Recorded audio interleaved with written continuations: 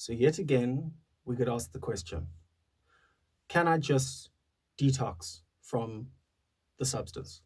Can I just get over the physical withdrawal from benzodiazepines, cocaine, alcohol, dacha, whatever it is? Well, the short answer to that is no, unfortunately, because what happens is that ideally, in an ideal scenario, what we do, if somebody has a particular substance use disorder, then they need to be detoxed, then they need to be treated. So think of detox as getting you physically off the substance, and then think of treatment as actually keeping you off the substance. Now, this is where it becomes tricky.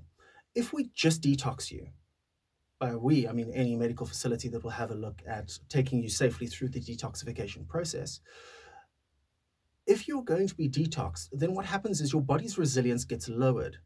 So let's say you detox from alcohol. Your body's in a more vulnerable state after your detoxification.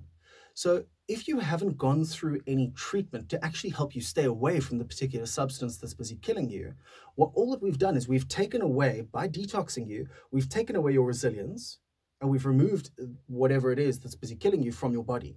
Now you're left in a weakened state with your resilience, your tolerance, all of that down. Then you go and you use the substance again in the same quantities that you did pre-detox. Well, now we've got a big problem because that's when overdoses happen. That's when people have seizures. That's when people's bodies shut down and they just die. So if we don't actually proceed with treatment, then detox can sometimes be even more fatal than actually not doing the detox in the first place. So if you're thinking to yourself, can I just go in for detox? Just remind yourself, hold on, there is a reason that I am doing what I am doing. Now that needs to change.